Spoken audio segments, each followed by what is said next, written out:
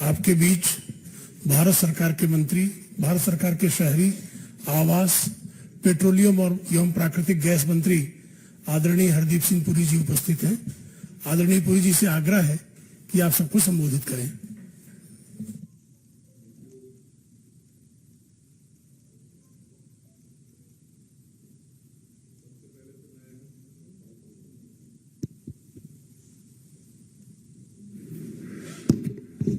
Thank you. मैं आप सबको वेलकम करना चाहता हूं।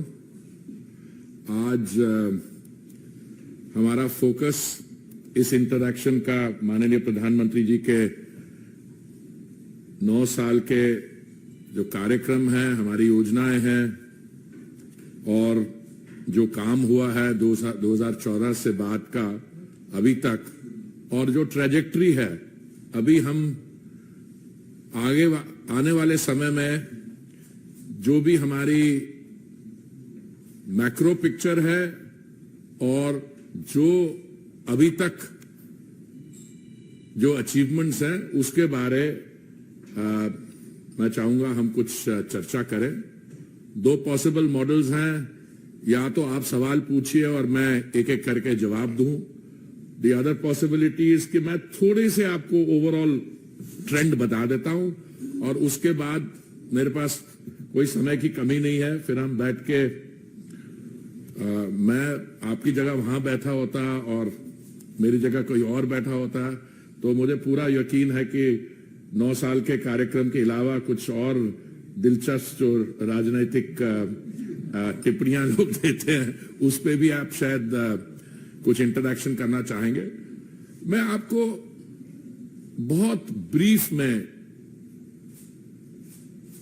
मुझे जो लगता है कि हमारी ओवरऑल पिक्चर क्या है, so I put myself in the position of an Indian citizen pre 2014, और मेरे लिए वो बहुत आसान भी है क्योंकि 2013-14 तक मैं ज्यादातर बाहर था, न्यूयॉर्क में रहता था। और 2014 के बाद क्या हुआ, देखिए ये वर्ड्स आर डिसेप्टिव। आप रेयर व्यू, फ्रंट व्यू, ऐसी चीजें की बात लोग करते हैं, पर सिचुएशन ये थी 2013-14 में कि भारत की अर्थव्यवस्था को फ्रेजाइल 5, फ्रेजाइल मतलब है कि 5 economies which were on shaky foundation. Fragility आप मान लीजिए, आप अभी हवाई अड्डे में हवाई जहाज में जा रहे हो तो आप कन्वेयर बेल्ट में वो जो सामान लगा लेते हो, कुछ लोग लेबल लगा लेते हैं, फ्रेजाइल हैंडल विद केयर। जब एक पूरी इकोनॉमी में ये लेबल लग जाए फ्रेजिलिटी का, तो इसका मतलब ये होता है कि जो इन्वेस्टर होगा वो बड़े सोच समझ से कि भाई यहां इन्वेस्ट करना चाहिए, नहीं करना चाहिए। बाकी जो आपकी इकोनॉमिक डिसीजन मेकिंग है, और सरकार कैसी थी, देखिए मैं किसी की निंदा नहीं करना चाहता हूं, पर मैं उस समय I was part of the system. मैं बात कर रहा हूं जो 10 साल थे यूपीए सरकार के, political decision making was by and large characterised by inaction और पॉलिसी पैरालिसिस। ये थी उस समय स्थिति। और ग्लोबल इकोनॉमिक स्टैंडिंग में एक तरफ से फ्रेजाइल 5 का ठप्पा और दूसरा हम ग्लोबल रैंकिंग में 10वें स्थान पे थे। उससे पहले 2008-9 से लेके वर्ल्ड इकोनॉमिक और फाइनेंशियल क्राइसिस हो चुका था, we came out of it. उस 2014 के बाद क्या हुआ, अब सिंपल अप्रोच ये है, मैं आपको इंडिविजुअल योजना के आंकड़े बता दूं, but I don't think that will be necessary. It will not be necessary because आप जानते हैं कितने शौचालय बने, प्रधानमंत्री आवास योजना में 3 करोड़ आवास सैंक्शन हुए, एटसेट्रा एटसेट्रा। मैं आपको 1-2 ऐसी एरियाज में ले जाता हूं जिनका हमने समस्याएं जो हमारे सामने आई और जिसका हमने सामना करना पड़ा।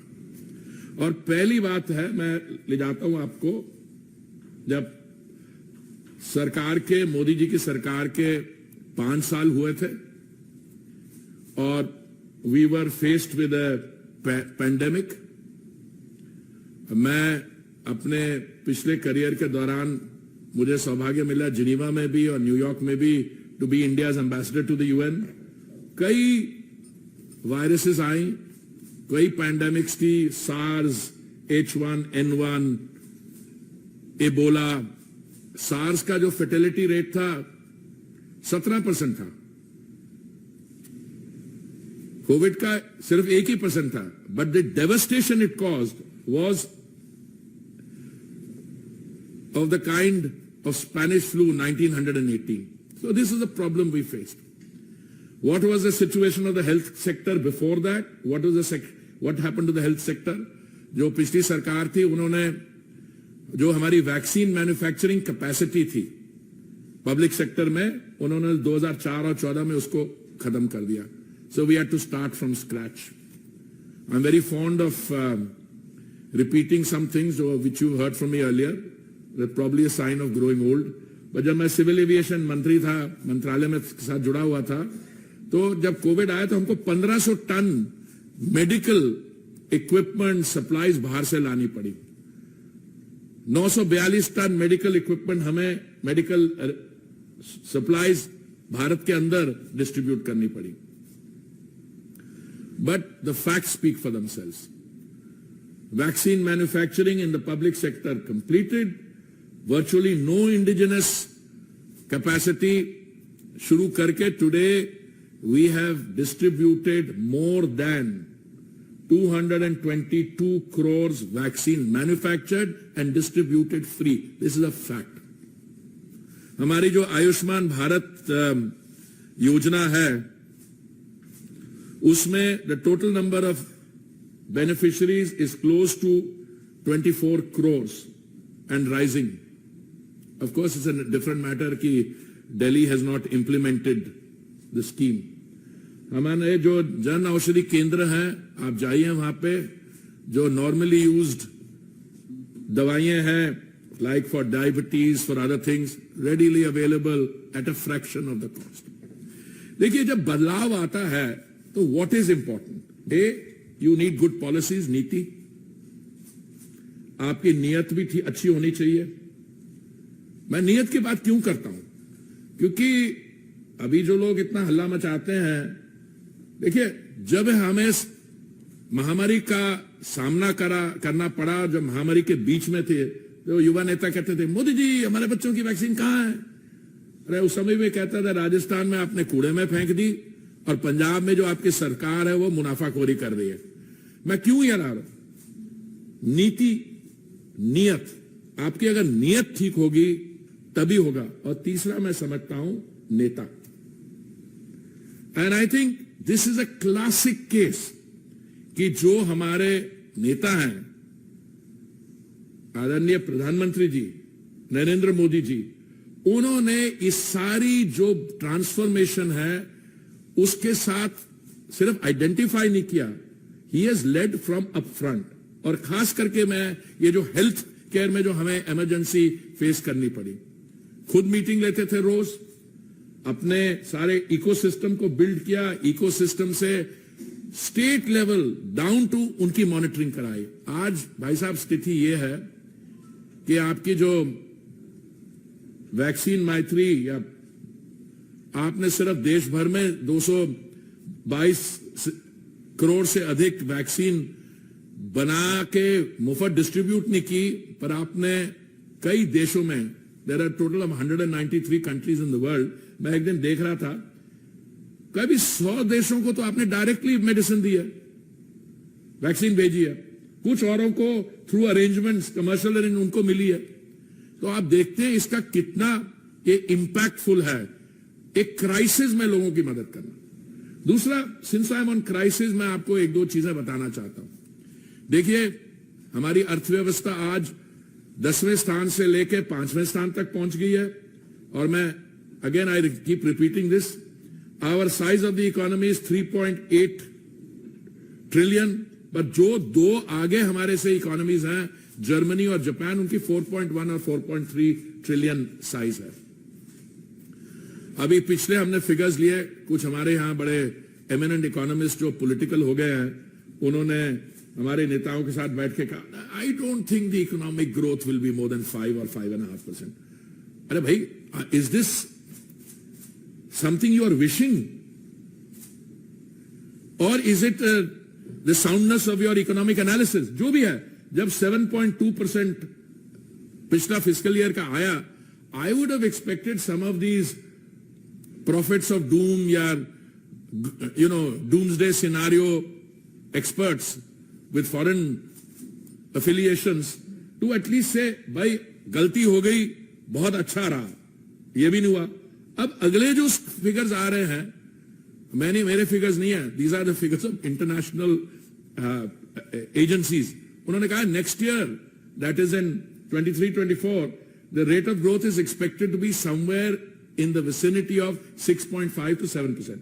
देखिए, if you have 7.2%, all right, you can make an argument कि बेस था ये, भाई उसके बाद you keep growing. तो becoming the third largest economy is no longer a talking point. It is something that is in the realm of the doable within a short period of time. मैं आपको बड़े interesting statistic देता हूं.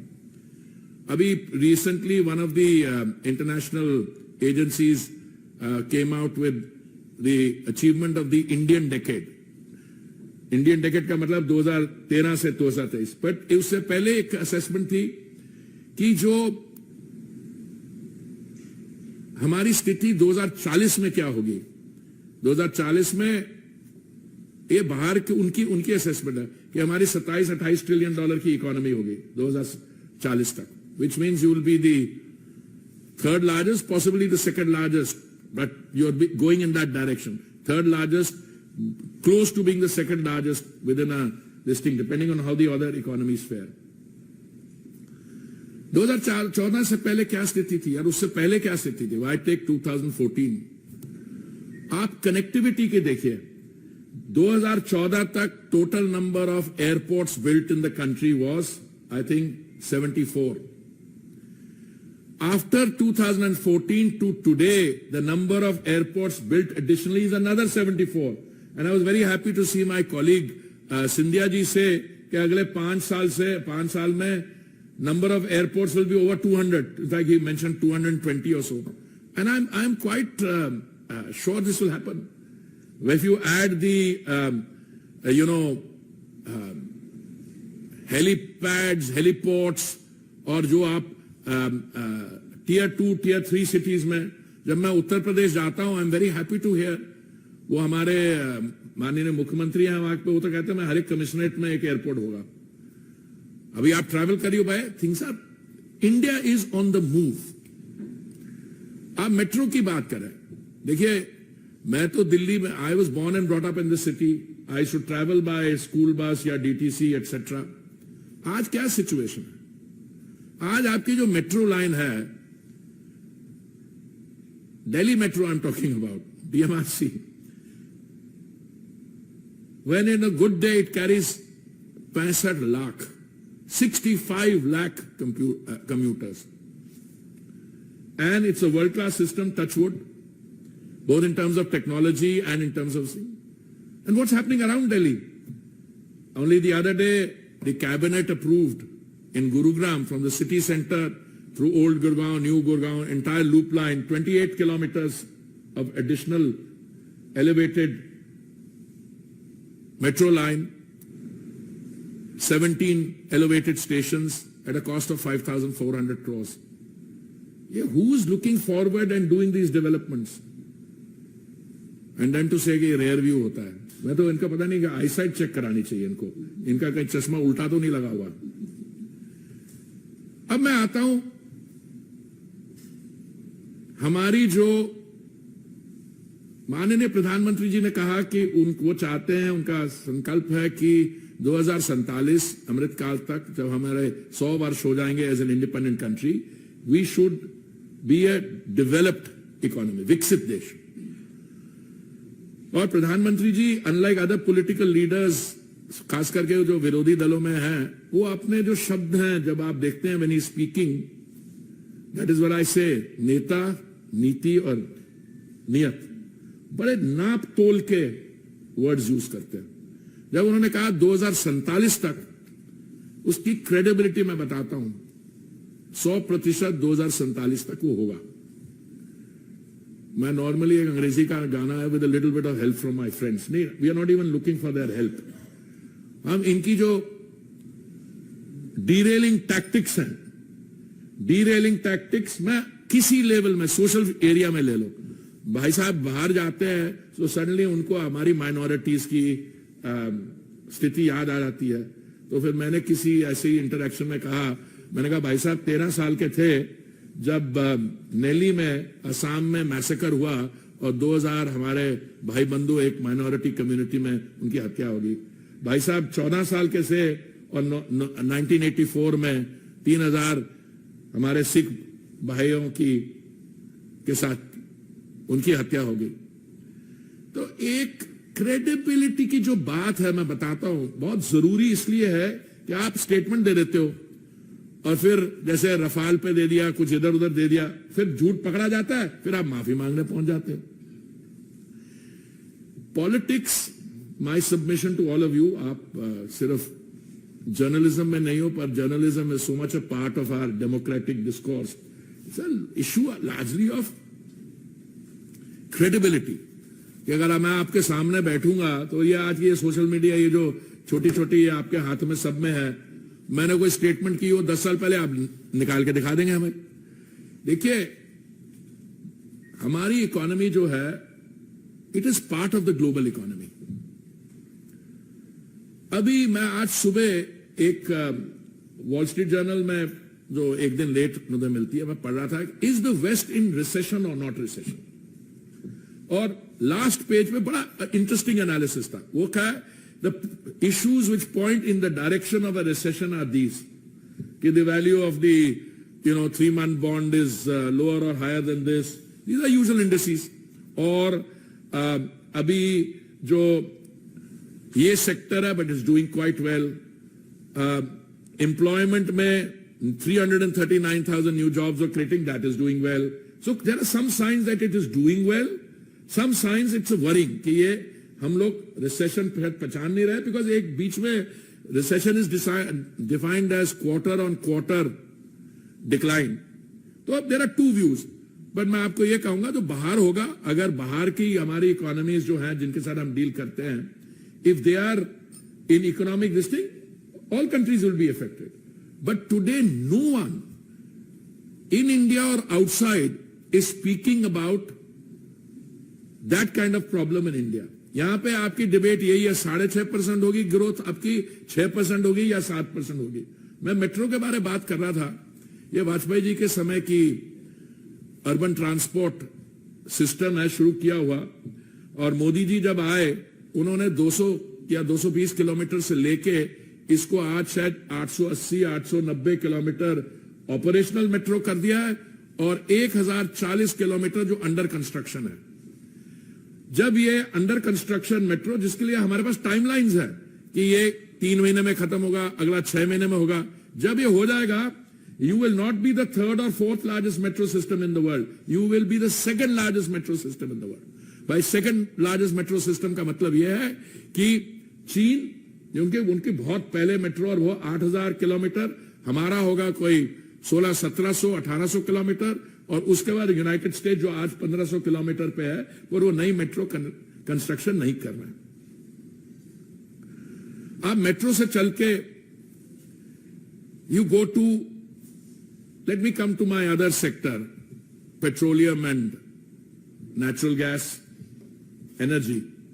देखिए global situation तो हम control नहीं कर सकते। आप मान लीजिए क्राइसिस कहीं होता है, यूक्रेन में हुआ, यूक्रेन यूएस का हुआ, हमारे 22,000-23,000 स्टूडेंट यूक्रेन में थे। माननीय प्रधानमंत्री जी ने ऑपरेशन गंगा में हमारे कैबिनेट में 3-4 मेरे अलावा 2-3 और लोगों को भेजा, हम लोग उनको वापस लेके आए, रिलीफ फ्लाइट्स की। सूडान में अभी पीछे प्रॉब्लम हुआ, वो हुआ।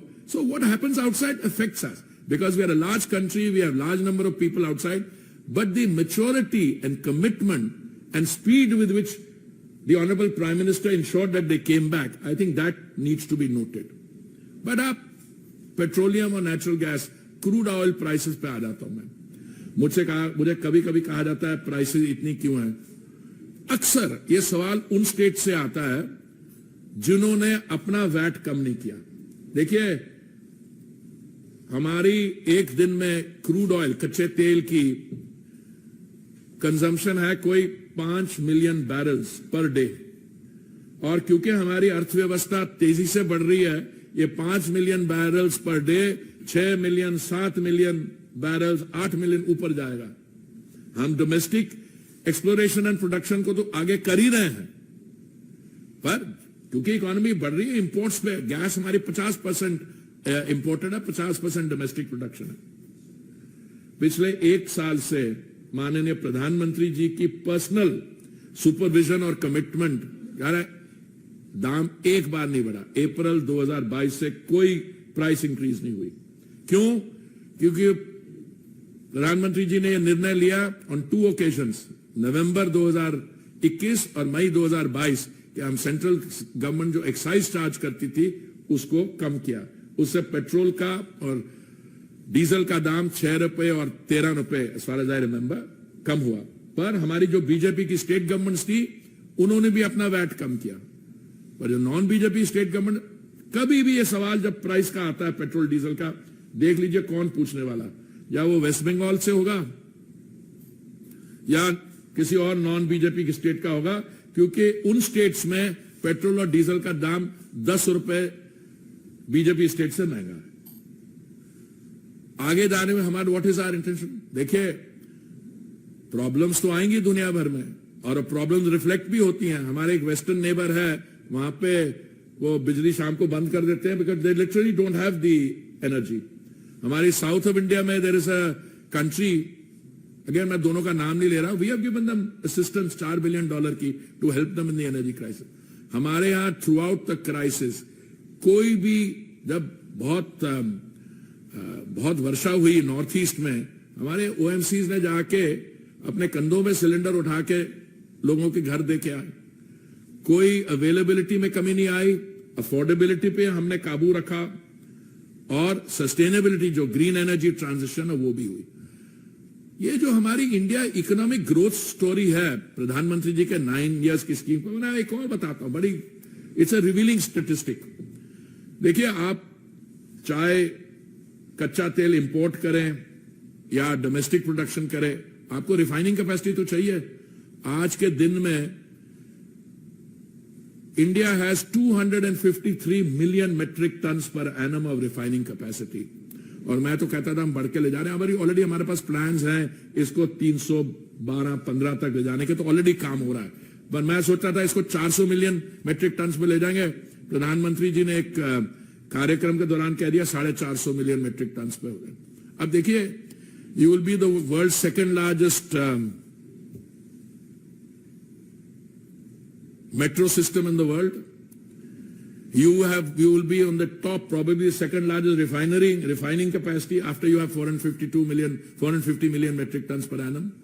आप अपना सिविल एविएशन मार्केट देख लीजिए।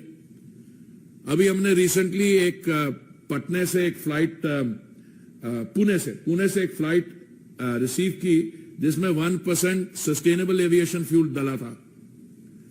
अगर हम 1% का नॉर्म बना दें सारे हमारी सिविल एविएशन में, तो हमें 14 crore litre additional biofuels ethanol चाहिए होगा, और हम उस डायरेक्शन में जा रहे हैं। एथेनॉल प्रधानमंत्री जी का दायित्व संभालने से पहले पिछली साल में 1.4% था एथेनॉल मिक्स। 10% का हमारा टारगेट था नवंबर 2022 तक, उसको 5 महीने पहले कर दिया। हमारा 20% ब्लेंडिंग टारगेट था 2030 तक, वो 2025 तक हम कर लेंगे। हमने अभी रिसेंटली एक इसको क्या कहते हैं E20 20% एथेनॉल मिक्स्ड फ्यूल, और मैंने एक ऐसी इंटरैक्शन में कहा कि शायद 100 पेट्रोल पंप्स में अवेलेबल है। माय सेक्रेटरी करेक्टेड मी, 100 में नहीं 600 में अवेलेबल है। सो दबा के काम हो रहा है। And I come back to say this is because the policies that the honourable prime minister and his government are following across the board, across all the sectors. The policies are sound, forward looking. The intentions are good. And then there is the political decisive leadership which makes it possible. Now I could go on. I think I've already spoken longer than I had intended to. I think I will now happily turn to you for questions and giving me a chance to reply. Ji. Sir, refinery capacity दोबारा can you repeat? 252 million metric tons per annum आज है. Already work is going on. जैसे हमारी बारमेर में refinery बन रही है, many other places. कई तो fresh new refineries है, कई अगर 6 million metric tons है उसको 9 million पे ले जा रहे हैं, etc. 320 तक I think we have planned, but the way we are going, we are now going to be looking at taking it from there to 400 and 450 million metric tons per annum. Ji.